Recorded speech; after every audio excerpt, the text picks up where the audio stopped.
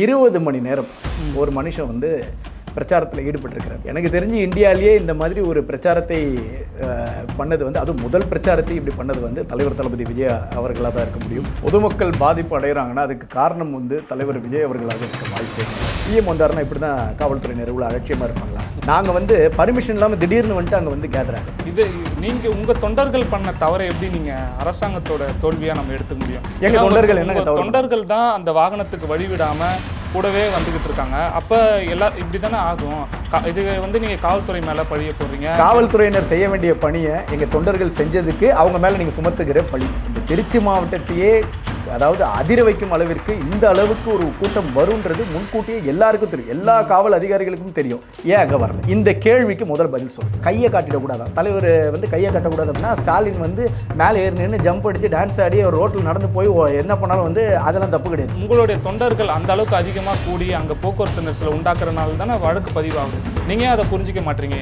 உங்களுடைய பொதுச் செயலாளர் சாமி கும்பிட்றதுக்காக மட்டுமாவா இந்த வழக்கு பதிவு பண்ணுறதா நீங்கள் புரிஞ்சுக்கிறீங்க? என்ன வார்த்தையை விட்டார் தெரியுமா? உழப்பு மயிறு உங்களுக்கு இதானான்னு கேட்டார். இதுதான் கேட்டார். யாருடைய தூண்டுதல் பேரில் அவரை வந்து அந்த துணிச்சல அந்த வார்த்தையை பயன்படுத்தினார். மூத்த பத்திரிகையாளர் நேரடியாக செய்து கொண்டிருக்காரு. அவர்கிட்ட போயிட்டு ஒரு அநாகரிகமான செயலை செஞ்சுருக்கிறாங்களே உங்கள் நிர்வாகிகள். என்ன அநாகரிகமான செயல் சார்? அவங்க கிட்ட போய் டான்ஸ் ஆடிக்கிட்டது, உங்க கட்சி துண்டை போயிட்டு அவரோட பத்திரிகையாளர் மேலே போய் போகிறது, இதெல்லாம் என்ன மாதிரியான செயல் சார்? டிஎம்கே உடைய கொத்தடிமைகளா காவல்துறையினர்? இப்போ விஜய் அவர்கள் பேசும்பொழுது சுட்டி காட்டுறாரு எல்லா பிரச்சனையும், இதெல்லாம் நீங்கள் செய்யலை, ஆனால் நான் வந்தேன்னா இதெல்லாம் செய்வேன் அப்படின்றத சொல்லவே மாட்டாரு விஜய் அவர்கள். எங்க தீர்மானம் எல்லாமே திமுக அரசை கேள்வி கேட்கிற மாதிரி தான் இருக்கும். கேள்வி உங்களுக்கு நாளைக்கு ஆட்சிக்கு வர விருப்பம் இல்லை. தும்முனாலே குத்தோன்ற மாதிரி தொழில்நுட்ப கோளாறுக்கு நாங்கள் என்ன பண்ண முடியும்? அச்சமா தலைவருக்கா எல்லாம் போயிருக்கலாமே சார். சார் வணக்கம் சார். வணக்கம் சார். தமிழக வெற்றி கழகத்தினுடைய முதல் பிரச்சாரம், மக்களை நேரடியாக சந்தித்து இதுதான் உங்களுடைய முதல் பிரச்சாரம். இந்த பிரச்சாரத்தில் என்ன எல்லாருக்கும் கேள்வி எழும்புதுன்னா, நீண்ட நேரமாக 5 மணி நேரம் விஜய் அவர்கள் அந்த ஸ்பாட்டுக்கு போகிறதுக்கு டைம் ஆகிடுச்சு. ஏன் இந்த மாதிரி பண்ணியிருக்காங்க? ஏன்னா விஜய் அவர்கள் எப்படி எந்த இடத்துக்கு போனாலும் அவர் எப்படி போகிறாருனே தெரியாது, அந்தளவுக்கு சீக்ரெட்டாக இருக்கும். அப்படி அந்த டைமிங்க்கு போயிட்டு அப்படி வரக்கூடிய ஆள் இந்த இடத்துல மட்டும் ஏன் இப்படி பண்ணாருன்ற கேள்விகள் எல்லார் மத்தியிலும் எழும்பி இருக்குது. ஏன் இப்படி நடந்தது?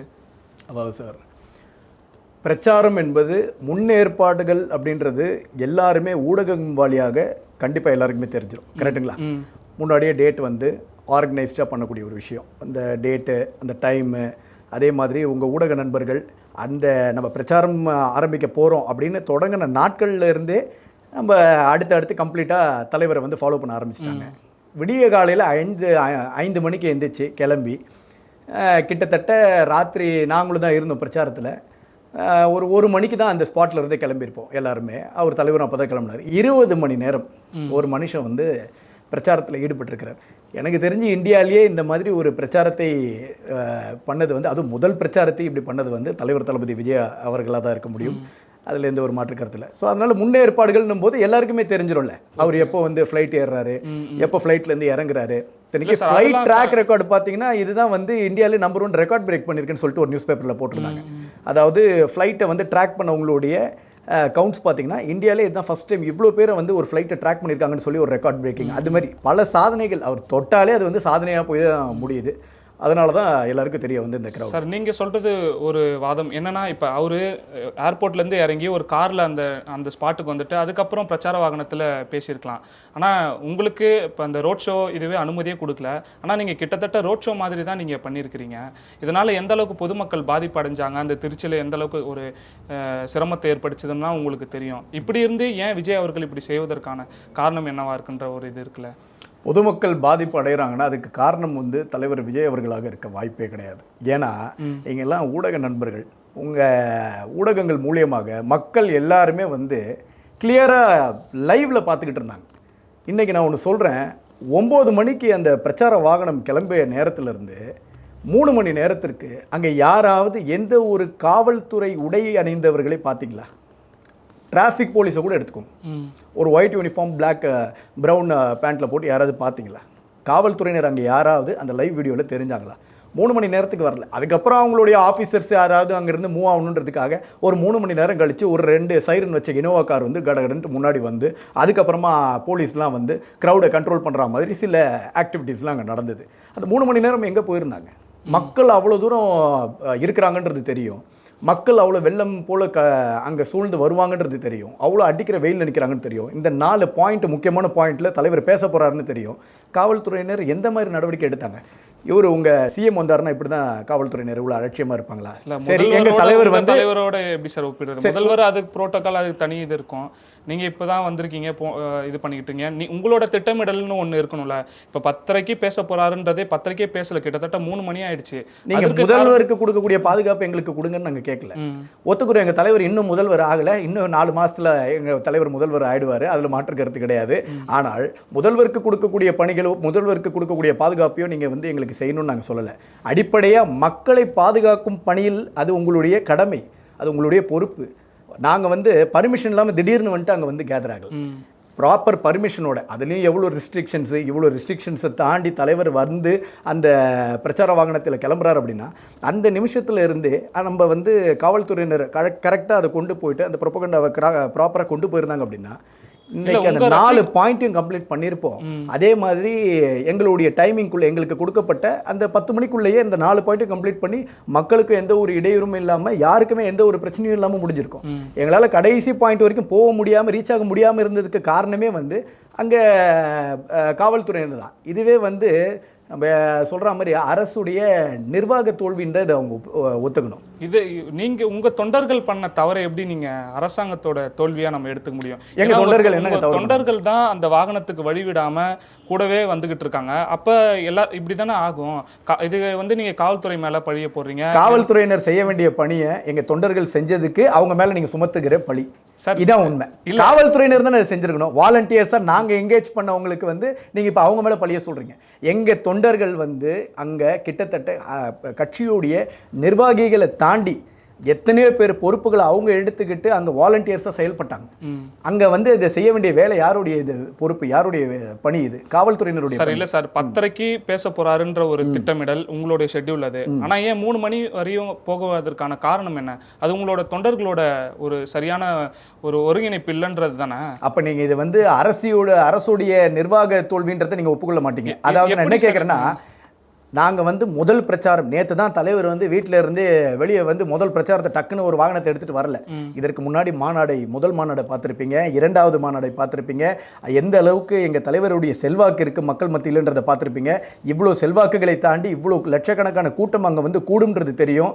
இத்தனைக்கு இந்த பிரச்சாரம் வெறும் திருச்சி மாவட்டத்தை மட்டும் நாங்கள் தேர்ந்தெடுத்து செய்த பிரச்சாரம்.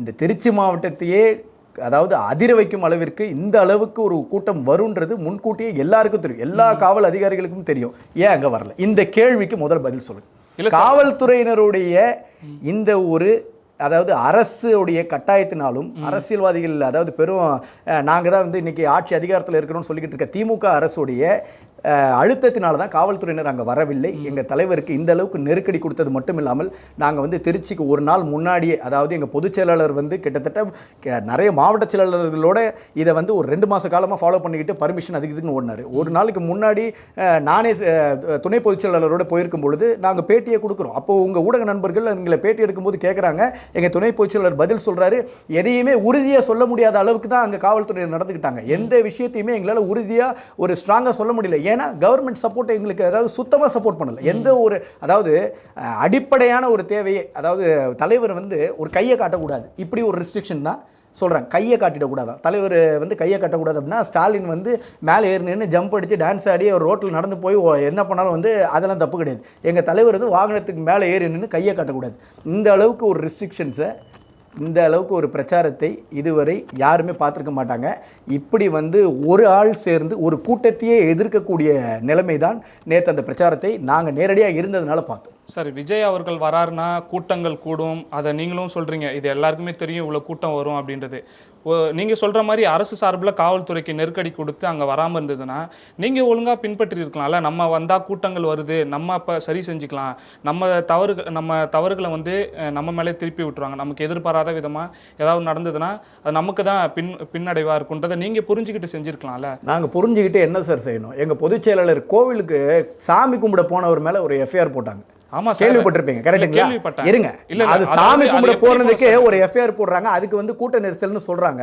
அதுல இருந்து 3 நாள் இந்த பிரச்சாரத்துல காவல்துறையால எதையாவது கட்டுப்படுத்த முடிஞ்சதா? எப்பேற்பட்ட கூட்டம் அங்க வந்திருந்தது? அவங்க வந்து அது முன்னெச்சரிக்கையோட ஏதாவது ஒரு ஆக்ஷன்ஸ் எடுத்தாங்களா? ஒரு கோயில்ல சாமி கும்பிட போன ஒரு மனிதனை பார்த்து நீங்க வந்து இங்க கூட்ட நெரிசலை ஏற்படுத்துறீங்க, உங்க வாகனங்களால தான் இந்த நெருக்கடிகள் ஆமா ஏற்படுது சார். அப்படின்னு சொல்லி ஒரு எஃப்ஐஆர் போடுறீங்க. எஃப்ஐஆர் நாங்க என்ன பண்ணியிருக்கிறோம்? அந்த எஃப்ஐஆர் நாங்க என்ன பண்ணோம்? ஆன்டிசிபேட்டர் பெயில் மூவ் பண்ணல. எங்களுக்கு பயம் கிடையாது, அதனால் நாங்கள் ஏபி மூவ் பண்ணலை. நாங்கள் உடனே போய் ஸ்டே வாங்கியிருக்கோம் ஹைகோர்ட்டில். அந்த எஃப்ஐஆர் ஃபர்தராக எந்த ப்ரொசீடிங்ஸும் பண்ண முடியாத அளவுக்கு நாங்கள் நடவடிக்கை எடுத்துருக்கிறோம். அடுத்து சட்ட ரீதியாக தான் எங்களுக்கு இன்றைக்கு வரைக்கும் நீதிமன்றம் மட்டும்தான் தாவேக்கா நம்பிக்கொண்டு இருக்கிறதே தவிர்த்து இந்த காவல்துறையினரையோ இந்த அரசையோ நம்பிக்கிட்டே இல்லை. இதுதான் இன்றைய நிலை. சார், நீங்க மனு கொடுக்க போறீங்க, அது சாமி கும்பிடுறீங்க, அதெல்லாம் யாருமே எதுவும் சொல்ல சார். ஆனா உங்களுடைய தொண்டர்கள் அந்த அளவுக்கு அதிகமா கூடி அங்க போக்குவரத்து நெரிசலை உண்டாக்குறதுனால தானே வழக்கு பதிவாகுது. நீங்க ஏன் அதை புரிஞ்சிக்க மாட்டீங்க? உங்களுடைய பொதுச் செயலாளர் சாமி கும்பிட்றதுக்காக மட்டுமாவா இந்த வழக்கு பதிவு பண்றதா நீங்க புரிஞ்சுக்கிறீங்க? இதே சென்னை மாநகரத்தில் இவ்வளோ பிஸியான சிட்டியில் வந்து ஸ்டாலின் வந்து எங்கேயும் போகிறது இல்லையா? இல்லை மோடி பிரதமர் வரும்போது இதே டி நகர் இந்த மாதிரி ஒரு முக்கியமான ஒரு இடத்துல வந்து யாருமே வந்து காவல்துறையினர் வந்து அவங்களுக்கு கொடுத்த ப்ரொடெக்ஷன் வந்து யாருக்குமே கொடுத்துருக்க மாட்டாங்க. அப்பேற்பட்ட ப்ரொடெக்ஷனை கொடுத்து அவ்வளோ பப்ளிக்கை கண்ட்ரோல் பண்ணி அவ்வளோவும் பண்ணாங்க. எங்கள் தலைவரோ இல்லை எங்கள் பொதுச் செயலாளரோ ஒரு சாமி கும்பிடுற போன இடத்துல வந்து ஒரு 10 வாகனங்கள் வந்திருக்கும் கூடி. அந்த 10 வாகனங்கள் வந்தது வந்து உங்களுக்கு நெரிசல் ஆயிருச்சு. அந்த நெரிசல் காரணமாக அங்கே பெரிய போக்குவரத்து பாதிப்பு ஏற்பட்டுருச்சுன்னு சொல்லிட்டு ஒரு காவல்துறை அதிகாரி வந்து அங்கே நின்று அவ்வளோ ஆபாசமாக பேசுகிறார். நான் என்ன கேட்குறேன், அங்கே ஒரு வார்த்தை அவர் விட்டார். என்ன வார்த்தையை விட்டார் தெரியுமா? பொழப்பு மயிறு உங்களுக்கு இதானடான்னு கேட்டார். இதுதான் கேட்டார். நான் அந்த வீடியோவோட இப்போ நான் உங்களுக்கு காட்டுறேன். பொழப்பு மயிரான ஒரு காவல் அதிகாரி கேட்குறாரு அப்படின்னா யாருடைய தூண்டுதல் பேரில் அவரை வந்து அங்கே துணிச்சல அந்த வார்த்தையை பயன்படுத்தினார். நாங்கள் அதை சும்மா விட மாட்டோம், கண்டிப்பாக அது ஹியூமன் ரைட்ஸ் போவோம். ஒரு பொதுச்செயலாளர் அங்கே நிற்கிறாரு, அத்தனை மாவட்ட நிர்வாகிகள் அங்கே நிற்கிறாங்க, அங்கே வந்து கொஞ்சம் கூட எந்த ஒரு அச்சமும் இல்லாமல் வேறு எந்த கட்சியாவது இந்த மாதிரி ஒரு காவல்துறை கேட்டுட்டு அந்த இடத்துல இருந்து எந்த ஒரு பிரச்சனையும் இல்லாமல் போயிருக்க முடியுமா? அந்த இடத்துல உங்களுக்கு இதே தாண்டா பொழப்பு மயிருன்னு ஒரு காவல் அதிகாரி எவ்வளோ கொச்சையான வார்த்தைகளை பயன்படுத்தி பேசுகிறாரு. அந்த நேரத்தில் கூட அதாவது பக்குவமடைந்த நிலையில் இருக்கக்கூடிய எங்கள் தாவேக்காவினர் அந்த இடத்துல எந்த ஒரு தவறும் ஈடுபடவில்லை. எங்கள் பொதுச் செயலாளர் அதுக்கு அனுமதிக்கவும் இல்லை. பேசுகிறவர்கள் பேசட்டும், தூற்றுபவர்கள் தூத்தட்டும். நம்மளுடைய ஃபோக்கஸ் என்ன, நம்ம எந்த லட்சியத்தை அடையணுமோ அந்த லட்சியத்தை நோக்கி நம்ம பயணிப்போம். அதனால் இது எதையுமே நீங்கள் கண்டுக்காதீங்க. எஃப்ஐஆர் போடுறது இருந்தால் போட்டுட்டும், சட்ட ரீதியாக சந்திச்சுக்கலான்னு சொல்லி அறிவுறுத்தி இன்றைக்கி சட்ட ரீதியாக சந்தித்து நாங்கள் இதை தொடர்ந்துக்கிட்டு இருக்கிறோம். சார், பக்குவம் அடைந்த நிர்வாகிகள்ன்றதை நீங்கள் சொல்லியிருந்தீங்க. ஆனால் இந்த திருச்சி பிரச்சாரத்தில் வந்து நீங்கள் பார்த்துருப்பீங்க, உங்கள் நிர்வாகி ஒருவர் அங்கே உங்களுடைய செய்திகளை தான் வெளியிடுறதுக்கு நேரலையில் ஒரு மூத்த பத்திரிகையாளர் நேரலையாக செய்து கொண்டிருக்காரு. அவர்கிட்ட போயிட்டு ஒரு அநாகரிகமான செயலை செஞ்சிருக்கிறாங்களே உங்க நிர்வாகிகள். என்ன அநாகரிகமான செயல் சார்? அவங்க கிட்ட போய் டான்ஸ் ஆடிக்கிட்டது, உங்க கட்சி துண்டை போயிட்டு அவரோட பத்திரிகையாளர் மேல போய் போடுறது, இதெல்லாம் என்ன மாதிரியான செயல் சார்? இன்னும் அதுதான் வந்து மறுபடியும் என்ன சொல்றாங்கன்னா, இன்னும் ரசிகர்களாகவே இருக்கிறாங்க, இவங்க இன்னும் குழந்தைத்தனமாகவே இருக்காங்க, தொண்டர்களாக மாற்றப்படவில்லை என்ற கேள்வி திரும்ப திரும்ப கேட்டுக்கிட்டே இருக்காங்க. திமுகவோட மாநாடாக இருக்கட்டும், இல்லை திமுகவுடைய பிரச்சாரத்தையாக இருக்கட்டும், அங்கே இருக்கக்கூடிய மக்கள் அங்கே கூட்டிகிட்டு வந்திருப்பாங்க பார்த்தீங்களா, 200 ரூபா கொடுத்து குவார்ட்டருக்கு பிரியாணிக்கெலாம் கொடுத்து கூட்டு வந்திருப்பாங்க பார்த்தீங்களா, அவங்க நாங்கள் இருந்து களையக்கூடாதுன்றதுக்காக இவங்க முன்னெச்சரிக்கையாக என்ன தெரியுமா பண்ணுவாங்க, அதாவது ஆடலும் பாடலும் நிகழ்ச்சி நடத்துவாங்க. அது எப்படி இருக்குன்னா ஆபாசமான முறையில் இருக்கும். ஆபாசமாக ஆடிக்கிட்டு இருப்பாங்க. அப்போ வந்து ஒரு என்டிடிவி சேனல் ரிப்போர்ட்டர் வந்து அதை வந்து படம் பிடித்து இவ்வளோ கொச்சையாக நடந்துக்கிறாங்களே, இவ்வளோ ஆபாசமாக நடந்துக்கிறாங்களே அப்படின்ற ஒரு கேள்வியை எந்த ஒரு ஊடக நண்பர்களும் கேட்டிருக்கீங்களா இது வரைக்கும்? இல்லை. ஒரு தலைவர் வராருன்ற ஒரு சந்தோஷத்தில் ஒரு சிறுவன், இருங்க சார், ஒரு சிறுவன் வந்து அதை நானும் தான் பார்த்தேன் அந்த வீடியோவை. அவர் வந்து அந்த சந்தோஷத்தின் வெளிப்பாடாக, ஏன்னா அங்கே பாட்டு ஓடிக்கிட்டு இருக்கு, அந்த பாட்டுக்கு அவருடைய சந்தோஷத்தை, தலைவர் முகத்தை பார்க்க போகிறோமேன்ற ஒரு சந்தோஷத்தில் அவர் ஆடிக்கிட்டு வராரு. அதை தவறு இந்த ஊடக நண்பர்கள், நான் என்ன கேட்குறேன், இதே ஆடல் பாடல் நிகழ்ச்சி ஆபாசமாக நடக்கும்போது ஏன் எதுவுமே அவங்களை குறை சொல்லலை? ஏன் இதே மக்களை அந்த இடத்துல வந்து சிரிக்க வைக்கிறதுக்காகவும் அதே இடத்துல வந்து மக்களை அங்கே தக்க வைக்கிறதுக்காகவும் கஷ்டப்பட்டு ஆபாசமாக பேசக்கூடிய பேச்சாளர்களை இது வரைக்கும் திமுக நடவடிக்கை எடுத்து யாரையாவது ஒருத்தவங்களை கட்சியிலேருந்து நீக்கியிருக்காங்களா? ஸோ அவங்க வந்து ஆபாசன நடத்துவாங்க, ஆபாசமாக பேசக்கூடிய பேச்சாளர்களை வச்சுப்பாங்க. அவங்க அதை பற்றிலாம் உங்களுக்கு எந்த கவலையும் கிடையாது, அதன் மீது எந்த ஒரு நடவடிக்கைகளும் எடுக்க மாட்டாங்க. ஆனால் எங்களுடைய கட்சியில் எங்கள் தலைவர் முகத்தை பார்க்கணுன்னு வந்த ஒரு சிறுவன் அங்கே ஆடிட்டான் அப்படின்றத போய் இது ஒரு பெரிய இஷ்யூவாக பேசுறீங்க பாருங்க. இதுதான் ஒரு கீழ்த்தரமான அரசியல். அது பெரிய இஷ்யூ கிடையாது சார். நீங்க மாற்று அரசியலை முன்னெடுத்துட்டு வரீங்க. திமுக இதெல்லாம் செய்யுது, ஆபாசமாக பேசுது, ஆபாச நிகழ்வுகள் நடத்துதுன்னா நீங்க தாவேக்கா அப்படி இருக்காதுல்ல. தாவேக்கா அப்படி இருக்காதனால தானே எல்லாருமே ஒரு சிறுவன் ஆடுவதும் ஒரு வயது முதிர்ந்த, அதாவது ஒப்பிட்டு பேசுறீங்க சார். இதுக்கு பதிலாக இது நடந்துச்சுன்ற மாதிரி பேசுறீங்களா நீங்க? சார் நாங்கள் ஒப்பிடலாம் இல்லை. இவர் வந்து அவருடைய சந்தோஷத்தை வெளிப்படுத்துகிற மாதிரி வெறும் நடனம் மட்டும்தான் ஆடுறார். இது வந்து நாங்கள் எங்கள் ஆள் வராங்க, நாங்கள் ஒரு திருவிழா மாதிரி அதை கொண்டாடுறோன்ற மாதிரி அவருடைய சார் நான் சொல்றது நல்லா உணர மாட்டீங்களேன்ற ஒரு இதே நான் என்ன கேட்குறேன். அப்போ இதே கேள்வி நீங்கள் அங்கே கேட்கும்போது உங்களுக்கு என்ன பதில் வந்திருக்கும் சொல்லுங்கள். தலைவர் ஸ்டாலின் வராருங்க, அதுக்காக தான் இந்த மக்கள்லாம் ஓடி போயிடுவாங்க, அதுக்காக தான் நாங்கள் வந்து இந்த மாதிரி நடன நிகழ்ச்சியெல்லாம் நடத்திக்கிட்டு இருக்கோம், இந்த மாதிரி ஆபாசமாக பேச விட்டு மக்களை வேடிக்கை பக்கம் வச்சுக்கிட்டு இருக்கோம். ஏன்னா அவர் வரவங்க டைம் 20 மணி நேரம் நடந்திருக்கு பிரச்சாரம். எனக்கு தெரிஞ்சு இந்தியாவில் எங்கேயுமே நடந்திருக்காது. 20 மணி நேரமும் மக்கள் நின்ன இடத்துல நின்று தலைவர் முகத்தை பார்க்கணுன்னு அவ்வளோ ஒரு அன்போடையும் அவ்வளோ ஒரு அவருடைய முகத்தை பார்க்க போகிறோமே. இன்னைக்கு பிரச்சாரம் நம்ம ஊரில் நடக்குது, நம்ம சொந்த மண்ணில் தலைவர் வராருன்றவர் அவ்வளோ ஆசையோடு பார்க்க வந்த மக்கள் மத்தியில் இந்த மாதிரி ஒரு சின்ன சின்ன நடனங்கள்லாம் பற்றி நீங்கள் வந்து குறை சொல்வது வந்து ரொம்ப கேலியாக தான் இருக்குது சார். நீங்கள் மீண்டும் மீண்டும் என்ன சொல்கிறீங்கன்னா 20 மணி நேரம் பிரச்சாரம் இது வரைக்கும் யாருமே பண்ணதில்லை அப்படின்றீங்க. கரெக்டான நேரத்தில் கரெக்டாக பண்ணாமல் போகிறது யாருடைய தவறு? அதை நீங்கள் பெருமையாக பேசுகிறீங்களா, அதை தவறாக நினைக்க மாட்டீங்களே நீங்கள்? சரி, அதாவது உங்களுக்கு புரியுற மாதிரி ஒன்று சொல்கிறேன் சார். எந்த ஒரு பிரச்சாரமே முன் ஏற்பாடுகள் இல்லாமலும் முன்ன அனுமதி இல்லாமலும் நடக்காது. கரெக்டுங்களா? கரெக்டு தான் சார். அப்போ நான் என்ன ஒன்று சொல்கிறேன், இது இவங்க யார்? இவங்க டிஎம்கே உடைய கொத்தடிமைகளா காவல்துறையினர்? இல்லை கிடையாது. கரெக்டுங்களா? இவங்க வந்து எக்ஸிக்யூட்டிவ். கரெக்டுங்களா? ஒரு எக்ஸிக்யூட்டிவ் லெவலில் இருக்கிறவங்க இவங்கக்கிட்ட ஒரு பர்மிஷன் வாங்கியிருக்கிறோம் அப்படின்னா அதை ப்ராப்பராக எக்ஸிக்யூட் பண்ணுறது வந்து அவங்க கையில் தான் இருக்குது. அதனால தான் அவங்கக்கிட்ட போகிறோம், ஒரு மனு கொடுக்குறோம், இது எங்களுடைய பிளான்ஸு, இந்த பிளான்ஸ் அக்கார்டிங்லி நீங்கள் வந்து எங்களுக்கு கோஆப்ரேட் பண்ணுங்கள், எங்களுக்கு சப்போர்ட் பண்ணுங்கன்னு நம்ம அவங்கக்கிட்ட கேட்குறோம். இவங்க என்ன பண்ணுறாங்க, தன்னை ஒரு காவல் அதிகாரின்ற ஒரு எண்ணத்தையே மறந்து ஆளும் கட்சி திமுகவிற்கு ஆதரவாக செயல்படணும்னு அந்த இடத்துக்கு வந்து எந்த ஒரு ஆதரவும் எங்களுக்கு கொடுக்கல, எந்த ஒரு ப்ரொடெக்ஷனும் கொடுக்கல, மக்களை பற்றின கவலை. இன்னும் ஒரு முக்கியமான ஒரு விஷயம் சொல்ல போனால், இப்போ வந்து ஒரு ட்ரெண்டு போய்கிட்டு இருக்கு. என்ன ட்ரெண்டுனா, ஆம்புலன்ஸ் சைக்கோன்ற மாதிரி அவங்களுக்கு ஒரு பேரை வைக்க போகிறாங்க. ஏன்னா இந்த யூடியூபர் என்டர்டைன்மெண்ட்லாம் பண்ணுவாங்க பாருங்கள், தோசை சைக்கோன்னு ஒன்று பயங்கரமாக ஸ்ப்ரெட் ஆச்சு. அந்த மாதிரி ஆம்புலன்ஸ் சைக்கோன்னு சொல்லிட்டு இவங்களுக்கு ஒரு பட்டத்தை கொடுக்க போகிறாங்க. ஏன்னா எல்லாருக்கும் தெரியும் இந்த தேதியில் இந்த இடத்துல இந்த பிரச்சாரம் நடக்க போகுதுன்றது மக்களுக்கும் சரி காவல்துறையினருக்கு எல்லாருக்குமே தெரியும். அதை இடையூறு செய்கிற மாதிரியும் அந்த பிரச்சாரத்தை வந்து கெடுக்கும் நோக்கத்தில் கரெக்டாக அந்த நேரத்தில் தான் ஒரு ஆம்புலன்ஸை உள்ள விடுவாங்க. அதுவும் ஆம்புலன்ஸ் மாதிரி கிடையாது. உங்கள் நிர்வாகிகளுக்கு ஏதாவது ஆகிட போகுதுன்றது கூட இருக்கலாம்ல சார், அப்படி எடுத்துக்கலாம்ல சார். ஆம்புலன்ஸ் நீங்கள் கால் பண்ணி கூப்பிட்டாலும் நான் கால் பண்ணி கூப்பிட்டாலும் அங்கே இருக்கிற ஒரு திமுக நிர்வாகி கால் பண்ணி ஆம்புலன்ஸ் இங்கே எனக்கு வந்து நெஞ்சு வலிக்குதுங்க, இந்த இடத்துக்கு இந்த ஏரியாவுக்கு எனக்கு ஆம்புலன்ஸ் அனுப்புங்கன்னு சொன்னால் அந்த ஏரியாவுக்கு அந்த ஆம்புலன்ஸ் அங்கே கண்டிப்பாக வரும். இது திமுக நிர்வாகிகள் கால் பண்ணி செஞ்சாலும் அது வரும். நீங்கள் ஃபோன் பண்ணாலும் அந்த இடத்துக்கு ஆம்புலன்ஸ் வரும். நான் என்ன கேட்குறேன், அதை பொறுப்பாக அந்த ஆம்புலன்ஸை எந்த ரூட்டில் அதை ட்ராக் பண்ணி, எது ஆல்டர்னேட்டிவ் ரோடு, அதுக்கு அடுத்து உள்ள ஆல்டர்னேட்டிவ் சோர்ஸ் என்ன, நம்ம அடுத்து இந்த ஆம்புலன்ஸை எந்த வழி அனுப்பணுன்றது இருக்குது. இப்போது தேமுதிக தலைவர் பிரேமலதா அவங்க பேசியிருக்காங்க பாருங்கள், ஏங்க குறிப்பிட்ட நேரத்தில் அந்த நேரத்தில் தான் அந்த ஆம்புலன்ஸ் வரணுமா, ஏன் அதுக்கு ஒரு மாற்று வழியை நீங்கள் வந்து தேர்ந்தெடுக்க மாட்டீங்களான்னு கேட்டாங்க பாருங்கள். சரியான கேள்வி தான். கரெக்டாக இந்த ஆம்புலன்ஸை அனுப்புறது வந்து ஒரு ட்ரெண்ட் ஆகிட்டாங்க திமுக. ஏதாவது ஒரு பிரச்சாரம் நடக்குதா, நடுவில் ஒரு ஆம்புலன்ஸ், ஏன் அது ஒரே ஒரு வழி தான் இருக்கா, மாற்று வழி எதுவுமே கிடையாதா? அதாவது இதை வந்து பேச்சு வைக்க வேணால் நம்ம பேசிக்கிட்டே போகலாம். இதெல்லாம் வந்து ஒரு கீழ்த்தரமான அரசியலாக தான் மக்கள் இன்றைக்கி பார்ப்பாங்க. ஏன்னா இன்றைக்கி இருக்கிற ஜென்ரேஷன் வந்து எல்லாத்தையுமே ரொம்ப ஃபோக்கஸ்டாக பார்த்துக்கிட்டு இருக்காங்க. அவேர்னஸ் எல்லாமே சோஷியல் மீடியாவிலே அவங்களுக்கு கிடச்சிருது. அடுத்து ஒவ்வொரு நிகழ்ச்சியிலையுமே நம்ம தாவேக்காவுடைய எடுத்து வைக்கிற ஒவ்வொரு ஸ்டெப்லையும் அதுக்கு என்ன மாதிரி ஒரு ரெஸ்ட்ரிக்ஷன்ஸை கொண்டு வராங்க, அதை நடக்க விடாமல் இருக்கிறதுக்கு என்ன மாதிரி ஒரு காரியங்கள்லாம் தொடர்ந்து திமுக செய்து கொண்டு வருகிறதுன்றதை எல்லாருமே சோஷியல் மீடியாலேயே எல்லாருக்கும் அவேர்னஸ் கிடச்சிருது. ஸோ யாரும் இதில் எதையுமே மறுக்கவும் முடியாது, யாரும் அதில் தாண்டி மறுத்து நம்ம வந்து ஓட்டு வாங்கிடலாம், இதெல்லாம் மறைச்சிடலாம், எலெக்ஷன் டைமில் போய் மக்களை சந்தித்து இதெல்லாம் மறைச்சி நம்ம வந்து ஒரு ஓட்டு வாங்கி ஜெயிச்சிடலான்ற ஒரு கனவு வந்து திமுக இனி இருக்கக்கூடாது. ஓகே சார், இப்போ விஜய் அவர்கள் பேசுனது, பிரச்சாரத்தின் போது பேசுனதை நம்ம விவாத பொருளாக இருக்குது, அதை பற்றி பேசுவோம். என்னென்னா இன்னைக்கு ஜெயலலிதா அவர்கள் பாணியில் பேசுகிறாரு, எல்லாமே காப்பி தான் அடிச்சிட்டு இருக்கிறாரு விஜய் அவர்கள் அப்படின்னு சொல்கிறாங்க. இப்போ தேர்தல் வாக்குறுதி, ஆளும் அரசு தேர்தல் வாக்குறுதி கொடுத்ததை சொன்னீர்களே செஞ்சீர்களா அப்படின்ற மாதிரி ஜெயலலிதா அம்மையார் மாதிரி பேசுகிறாரு விஜய். இன்னும் எதை தான் காப்பி அடிக்காமல் இருப்பாருன்ற கேள்விகள்லாம் எழும்புது. மீண்டும் மீண்டும் காப்பி தான் அடிக்கிறாரா விஜய் அவர்கள்?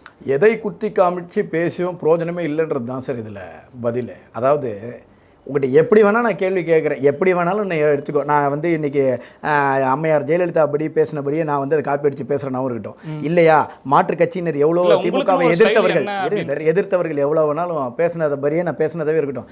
ஏதாவது நீங்கள் இப்படிலாம் பேசுகிறாங்களே, அவங்கள மாதிரியே இவங்களுக்கு கேள்வி கேட்குறாங்களே அப்படின்னு நீங்கள் வந்து திருந்துட்டீங்களா, இல்லை அதை செயல்முறைக்கு ஏதாவது கொண்டு வந்தீங்களா, இல்லை அதுக்கான நடவடிக்கைகள் ஏதாவது எடுத்தீங்களா? இது வரைக்கும் ஒன்றும் இல்லை. யார் எப்படி பேசினா என்ன, நடவடிக்கை என்ன, அதனுடைய இறுதி என்ன நடந்தது, அவங்களுடைய செயல்பாடுகள் என்ன, எதுவுமே இல்லையே, ஜீரோ. சொல்லப்போனால் ஜீரோ. கவர்மெண்ட்டை எதிர்த்து ஒரு வருஷத்துக்கு 10,000 ரிட் பெட்டிஷன் ஃபைல் பண்ணுறாங்க ஹைகோர்ட்டில். தமிழ்நாடு முழுக்க அவ்வளோ ஒரு writ petition against the government. இது வரைக்கும் அதனால் என்ன நடவடிக்கை எடுத்தாங்க கவர்மெண்ட்னு பார்த்தீங்கன்னா ஒன்றுமே இருக்காது, ஜீரோவாக தான் இருக்கும். இப்படி தான் இன்றைக்கி அரசு இயங்கிட்டு இருக்கு. எப்படி வந்து எல்லாத்தையுமே தனியார்கிட்ட கொடுத்தாங்களோ, இந்த இப்போ ரீசெண்டாக கூட ஒரு இன்டர்வியூவில் சொன்னேன், 500 பேருந்து வாங்கி திருப்பி அதை தனியார்கிட்ட கொடுத்து அதோடைய ரெக்ரூட்மெண்ட்டு அதனுடைய மெயின்டெனன்ஸ் எல்லாமே தனியார் நிறுவனத்தை கொடுத்துட்டாங்க. நீங்கள் கவர்மெண்ட்டே கொண்டு போய் கொடுத்துருங்கன்றேன். ஒட்டுமொத்த கவர்மெண்ட்டையுமே தனியார்கிட்ட கொடுத்து நீயா பார்த்து எனக்கு மாதம் ஏதாவது கொடுப்பான்னு சொல்லிட்டு வாங்கிட்டு நீங்கள் கவர்மெண்ட்டை நடத்திட்டு போயிருங்க. ரொம்ப அருமையாக இருக்கும். இன்னும் 6 மாதம் தானே இருக்குது, ரொம்ப ரெஸ்ட்டில் இருந்த மாதிரியே இருக்கும். இப்போது சார் இப்போ வெளிநாடு பயணம்லாம் இவர் ஸ்டாலின் போயிட்டு வந்தாரா? நான் என்ன கேட்குறேன், இந்த வெளிநாட்டு பயணம்ன்றது ஒரு பெரிய ஒரு எப்படி சொல்கிறது, மக்களை முட்டாளாக்குறதுக்கு அவர் தேர்ந்தெடுத்த ஒரு அடுத்த ஒரு ஒரு ஒரு ஸ்டடின்னு வேணால் சொல்லலாம். அதாவது என்னென்னா, வெளிநாட்டு போயிட்டு இது சொல்லுவாங்க உச்சி மாநாடு, அவங்க அதாவது வெளியூரில் இருந்து முதலீடு உச்சி மாநாடுன்னு சொல்லுவாங்க. வெளியூர் முதலீடு உச்சி மாநாடுன்னு சொல்லி ஒன்று அறிவித்தாங்க. அடுத்து என்னமோ ஒன்று அறிவித்தாங்களே, புரிந்துணர்வு ஒப்பந்தம்னு போட்டாங்க. இந்த மாதிரி ஒப்பந்தங்களும் சரி, இந்த வெளியூர் உச்சி மாநாடும் சரி, இது எல்லாமே வந்து சும்மா ஒரு கண் துடைப்பு தான். இது எதுவுமே சாத்தியமாக இங்கே நடக்க போகிறதும் கிடையாது. ஆல்ரெடி இவங்க போய் போட்ட ஒப்பந்தத்தை தான் திருப்பி இங்கே வந்து ஒரு ஒப்பந்தமாக காமிக்க போகிறாங்க. ஸோ இதை தான் வந்து கவர்மெண்ட் திரும்பி பழைய எதையாவது பண்ணதை கொண்டு வந்து நாங்கள் இதை தான் பண்ணணும்னு சொல்லி காமிக்கிறத தவிர்த்து புதுசாக இந்த கவர்மெண்ட் எதுவுமே செய்யலை. தொடர்ந்து இந்த திமுக அரசு செய்து கொண்டு இருக்கும் எல்லாத்தையும் நல்லா உள்நோக்கி பார்த்தா எதுவுமே மக்களுக்கு பயனுள்ளதாக இது வரைக்கும் எதுவுமே பண்ணலை. இதுதான் இந்த அரசு. சரி, இப்போ விஜய் அவர்கள் பேசும்பொழுது சுட்டி காட்டுறாரு எல்லா பிரச்சனைகளும், இதெல்லாம் நீங்கள் செய்யலை, வாக்குறுதியை கொடுத்தீங்கன்னு சொல்லி. ஆனால் நான் வந்தேன்னா இதெல்லாம் செய்வேன் அப்படின்றத சொல்லவே மாட்டாரு விஜய் அவர்கள். சார், எங்களுடைய தீர்மானத்தெல்லாம் பார்த்தீங்களா? எங்கள் தீர்மானம் எல்லாமே திமுக அரசை கேள்வி கேட்குற மாதிரி தான் இருக்கும். இவ்வளவும் கேள்வி. உங்களுக்கு நாளைக்கு ஆட்சிக்கு வர விருப்பம் இல்லையா? ஏன்னா நான் நாளைக்கு ஆட்சிக்கு வந்து நான் முதல்வராக ஆனேன் அப்படின்னா மக்களுக்கு இதெல்லாம் செய்வன் விஜய். எங்களோட தீர்மானத்தை நீ நிறைவேற்றலைன்னா நாங்கள் நிறைவேற்றுவோம் தான் தலைவர் சொல்லியிருக்காரு. எங்கள் தீர்மானத்தை நீ நிறைவேற்றலைன்னா நாங்கள் நிறைவேற்றுவோம். இதுதான் எங்களுடைய கடைசியான மாநாட்டில் பேசினது. அதுதான் தீர்மானத்தை வந்து அவங்களுக்கு நிறைவேற்றுறதுக்கு திராணியும் இல்லை, துப்பு இல்லைன்றது எல்லாருக்குமே தெரியும். இன்னும் 6 மாதத்தில் அவங்களால எதையுமே பண்ண முடியாதுன்றதும் தெரியும். இத்தனை லட்சம் கோடி கடனுக்கு என்ன கணக்கு சொல்ல போகிறாங்கன்றதும் நம்ம எல்லாருக்கும் இன்னும் புரியலை. அதுவே என்ன செய்ய போகிறாங்கன்றது. ஸோ எங்களுடைய தீர்மானத்தை நாங்கள் நிறைவேற்றுவோம் அப்படின்றதுக்காக தான் எங்களுடைய தீர்மானம்ன்றதை நம்ம கொண்டு வரோம். அப்போ நாங்கள் செய்ய மாட்டோம்னு கேட்டால் அதில் என்ன அர்த்தம் இருக்கு? சரி, இப்போ நீங்கள் பிரச்சாரம் மற்ற அரசியல் கட்சி தலைவர்கள் எப்படிலாம் பிரச்சாரங்கள் போகிறாங்க, இன்றைக்கி நீங்களும் ஒரு கட்சி இது பண்ணி அதே பாணியில் தான் செஞ்சிட்ருக்கீங்க. எல்லா அரசியல் கட்சிகள் பண்ணுறது தான் நீங்களும் பண்ணுறீங்க. ஆனால் ஒரு சில மைனஸ் இன்னும் இருக்கிறதா எல்லாருமே சுட்டி காட்டுறாங்க. என்னென்னா, இப்போ ஒரு தொகுதிக்கு பிரச்சாரத்துக்கு வரீங்கன்னா அங்கே இருக்கக்கூடிய மாவட்ட செயலாளராக இருக்கட்டும், முக்கிய நிர்வாகிகளை அந்த பிரச்சார வாகனத்தில் ஏற்றி விஜய் பேசும்பொழுது இல்லை ஒரு தலைவர்கள் பேசும்பொழுது பின்னாடி இருப்பாங்க. ஆனால் உங்களுடைய கட்சிகளில் மட்டும் பவுன்சர்ஸ் இருக்காங்களே அப்படின்ற கேள்வி எழுப்புறாங்களே சார், எதற்காக இது? சரிங்க சார், நான் ஸ்டாலின் வந்து ஒரு மாநாடு நடத்தினார். கடைசியாக திருச்சியில் ஒரு பெரிய மாநாடு நடத்துகிறோன்னு சொல்லி நேரு தலைமையில் ஒரு மாநாடு நடத்தினார். அங்கே வந்து ஸ்டாலினை வந்து அந்த மாநாட்டில் பேசாமல் எந்த ஒரு பாதுகாப்புமே இல்லாமல் அப்படி போகிற போக்கில் அப்படி போகணும்னு சொல்லி அனுப்பிச்சி விட வேண்டியது. இல்லை சார், அப்போ இல்லை, நான் என்ன கேட்குறேன்னா, ஸ்டாலினுக்கு வந்து அவ்வளோ பாதுகாப்பு கொடுக்குறாங்க, அவ்வளோ போலீஸை வந்து அவ்வளோ தூரம் பயங்கரமாக இறங்கி ஒர்க் பண்ணுறாங்க, எல்லாம் கூட மத்திய அரசு கொடுத்துருக்கு சார். எங்களுக்கு அந்த பாதுகாப்பு கொடுத்தது மத்திய அரசு. நீங்கள் உங்கள் வாயிலே சொல்லிட்டீங்களா? மத்திய அரசு பாதுகாப்பு இருக்குதுல்ல, அப்போ இருக்கும் பொழுது மத்திய அரசு பாதுகாப்பை வந்து நாங்கள் எங்களுடைய தொண்டர்கள் கிட்ட நாங்கள் பயன்படுத்தணுமா? சொல்லுங்க. மத்திய அரசு எங்களுக்கு ஒரு பாதுகாப்பு கொடுத்துருக்கு. இது வரைக்கும் எங்களுடைய தொண்டர்கள் கிட்ட நாங்கள் பயன்படுத்துறோம். பவுன்சர்ஸ் யாருக்காக இருக்காங்க? உங்க தொண்டர்கள்ட்ட இருந்து விஜயை காப்பாற்றணும் தானே சார்? அன்னைக்கே நான் தெளிவாக சொல்லிட்டேன். பவுன்சர்கள் வந்து இந்த ஆர்வத்தோடு எடுத்து குதிச்சு வந்து விஜய் அவர்களை வந்து நெருங்கி வந்து அவருடைய அன்பை வெளிப்படுத்தும் விதமாக அவங்க செயல்படுவது 2 பேரையுமே பாதிச்சிடக்கூடாது. இப்போ இல்லை, அந்த அன்பை வெளிப்படுத்தும் நேரத்தில் அங்கே ஏதாவது ஒரு அசம்பாவிதம் நடந்துருச்சு. இப்போ வந்து ஒரு க்ரௌடு ஒரு எக்ஸ்ட்ரீம் லெவலுக்கு மேலே யாராலுமே கண்ட்ரோல் பண்ண முடியாது. ஒரு 4 பேர் வந்து ஒருத்தர் வந்து தலைவரை கட்டிப்பிடிப்பதற்கும் ஒரு 4 பேர் 4 பக்கம் சூழ்ந்து வந்து கட்டிப்பிடிப்பதற்கும் நிறைய வித்தியாசம் இருக்குது. இப்போ நம்மளே எடுத்துக்கோங்களேன். இப்போ நம்ம வீட்டில் இருக்கிற ஒரு குழந்தையே ஓடி வந்து நம்ம மாரில் ஏறி வந்து குதிச்சு விளையாண்டா நம்மளால தாங்கிக்க முடியாது. ஆனால் நான் போன இன்டர்வியூவில் சொன்னது தான், தலைவர் தளபதி அதை எல்லாத்தையுமே பார்த்து கொண்டு யாருக்கும் எந்த ஒரு அசம்பாவிதமும் நடக்கக்கூடாதுன்றதை போன வாட்டியாக அவர் ரியாக்ட் பண்ணி இம்மிடியேட்டாக எல்லாம் தள்ளி போங்க, அவங்கள வந்து ஃப்ரீயாக விடுங்க, ஒன்றும் பிரச்சனை இல்லை, ப்ராப்பராக ஹேண்டில் பண்ணுங்கள், எந்த ஒரு மேன் ஹேண்டிலும் நடந்துடக்கூடாதுன்றதை எச்சரித்தார். அந்த இடத்துலையே எச்சரித்தார். அதை தான் நான் இன்றைக்கும் குறிப்பிடுறேன். அந்த பவுன்சர்ஸ் இன்றைக்கி இருக்கிறது நாளைக்கு தலைவருக்கு வந்து நாளைக்கு அந்த க்ரௌட் கண்ட்ரோல் பண்ண முடியாத அளவுக்கு வரும்போது அவருடைய பாதுகாப்புக்காக மட்டும்தான் அவங்க இருக்கிறாங்களே தவிர்த்து யாரையும் காயப்படுத்தணுன்றது அவங்களோட நோக்கம் கிடையாது. ஆனால் பவுன்சர்ஸ் மேலே எஃப்ஐஆர், எங்கள் பொதுச்செயலர் மேலே எஃப்ஐஆர், இப்படி தொடர்ந்து காவல்துறையினர் இந்த எஃப்ஐஆர் போடுறதுல ரொம்ப முன்மரமாக இருக்காங்க. அந்த ஒரு அடிப்படை முகாந்திரமும் இல்லாத எஃப்ஐஆராக தான் இது இருக்குது. அதனால தான் ஹைகோர்ட் எங்கள் பொதுச் செயலர் மேலே போட்ட எஃப்ஐஆருக்கு ஸ்டே கொடுத்துருக்காங்க. சார், இப்போ விஜய் அவர்கள் முதல் பிரச்சாரத்தில் அவருடைய பேச்சுக்களை என்ன பேச போறாருன்ற எதிர்பார்ப்புகள் எல்லாருக்குமே இருந்தது தான், அதில் மாற்று கருத்து கிடையாது. ஆனால் அந்த பேச்சு கேட்க முடியாத சூழலுக்கு ஆளாகி இருக்கீங்களே, என்ன சார் காரணம்? உங்களுடைய ஊடகங்கள்லேயே தெளிவாக அதில் வந்து தொழில்நுட்ப கோளாறு அப்படின்னு அவர் பேசுறது வெளியில் கேட்கலன்னு ஒரு 10 நிமிஷத்துலேயே வந்துருச்சு. தொழில்நுட்ப கோளாறுன்றது வந்து சகஜமான ஒரு விஷயம். அங்கே சுற்றி இருக்கக்கூடிய ஒரு 100 மக்களுக்கு கேட்டது. நான் சொல்கிறேன் சார், ஒரு மைக்கில் ஒரு 2-3 ஸ்பீக்கர்ஸ் ஒர்க் பண்ணாததுனால சுற்றி சரௌண்டிங்கில் இருந்த பீப்புளுக்கு அது கேட்டுது. அவங்களுடைய ரியாக்ஷனை வச்சு தலைவர் வந்து தொடர்ந்து அந்த பேச்சை பேசிக்கொண்டே வந்திருந்தார். அவருக்கும் தெரியலை. அதே மாதிரி பின்னாடி இருக்கிறவங்க கத்துறது வந்து அவர் பேசக்கூடிய அந்த மைக்கு சத்தத்தில் யாருக்குமே கேட்டிருக்காரு. அந்த தொழில்நுட்ப கோளாறு காரணமாக அவர் வந்து அவர் என்ன பேசணுமோ அந்த சப்ஜெக்டை அங்கே இருக்கக்கூடிய அந்த சரௌண்டிங்கில் இருக்கக்கூடிய ஆட்களுக்கு கேட்குதான்றதை அவர் சுதாரிச்சுட்டு அவர் பேசி முடிச்சிட்டார். அதை அடுத்த ஒரு இடத்துல நான் சரி செஞ்சிட்டோம். அது ஒரு அதாவது தும்முனாலே குத்தோன்ற மாதிரி தொழில்நுட்ப கோளாறுக்கு நாங்கள் என்ன பண்ண முடியும்? முதல் பிரச்சாரம் அதுக்கு கொஞ்சம் நீங்கள் பாதுகாப்பாக தானே ஏற்படுத்தியிருக்கோம். இளையராஜா கூட முதல்ல அவருடைய வாழ்க்கையில் அவருடைய ஃபர்ஸ்ட் ப்ரோக்ராம் ஸ்டார்ட் பண்ணும்போது 1, 2, 3 அப்படின்னாராம் கரண்ட் கட் ஆயிடுச்சான். இன்னைக்கு அவருக்கு நிகழ்ச்சிலாம் நடத்துகிறாங்க, பார்த்தீங்களா இல்லையா? எங்களுடைய பிரச்சாரம் அன்னைக்கு நிகழ்ச்சிலாம் நடத்துகிறாங்க. இன்னைக்கு அவர் வந்து இசை ஞானின்ற பட்டம் இருக்குது. அவர் ஈடான எந்த ஒரு இசை அமைப்பாளர்களும் கிடையாதுன்றது ஒரு பெருமைக்குரிய விஷயம் எல்லாமே இருக்குது. அதாவது எங்களுக்கு என்ன தெரியுமா சார், அன்னைக்கே நான் ஒரு வீடியோ போட்டிருந்தேன். பிஜேபியில் ஒரு ராஜ்யசபா எம்பி வாங்கி பிஜேபியுடைய ரெப்ரசன்டேட்டிவாக இருக்கக்கூடிய ஒரு இளையராஜா அவர்களுக்கு தமிழ்நாடு அரசு அவசரமாக செப்டம்பர் 13ஆம் தேதி சாயந்தரம் இந்த ஒரு பாராட்டு விழாவை ஏற்படுத்துது. இதில் என்ன ஒரு கூத்து அப்படின்னா, இளையராஜா அவருடைய பேச்சை வந்து எல்லாருமே இப்போ மக்களுக்கு சொல்கிறேன், எல்லாருமே அந்த பேச்சை கேட்கணும். அதில் அவரே வந்து கன்ஃபஸ் பண்ணிக்கிட்டு இருக்காரு. எனக்கு வந்து இந்த மாதிரி விழா நடத்துவதெல்லாம் எனக்கு பெரிய விருப்பம் கிடையாது. 1. 2வது, இது வந்து சாத்தியக்கூறா? இந்த மாதிரி ஒரு விழாவில் வந்து கிட்டத்தட்ட 87 ஆர்கெஸ்ட்ராவை நான் வந்து கொண்டு வந்து இந்த விழாவை நடத்தணும், அதெல்லாம் சாத்தியக்கூறா? அதெல்லாம் நடக்கிறதுக்கு பாசிபிலிட்டிஸ் இருக்கா அப்படின்னு அவர் கேட்கறதுக்கு, அதெல்லாம் பார்த்துக்கலாம், எப்படியாவது பண்ணிடலான்ட்டு முதலமைச்சரே சொன்னாராம். முதலமைச்சர் அவ்வளோ ஆர்வத்தில் இருக்காரு. ஏன்னா செப்டம்பர் 13 இந்த பிரச்சாரம் நடக்குது, அதனால அன்னைக்கு வந்து நம்ம இதை பண்ணணும்னு சொல்லி 87 அதில் வந்து சொல்றாரு.